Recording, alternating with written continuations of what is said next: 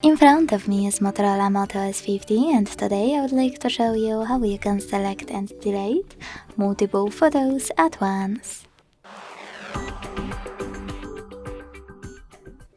Begin by opening Photos app, click, and selecting Photos or Library at the bottom. Then you need to tap on one of your photos that you wish to get rid of, hold it, use those type of dots at the top right corners to select multiple, and to exclude some, click on them. Then to delete the rest, use this bin at the top or at the bottom.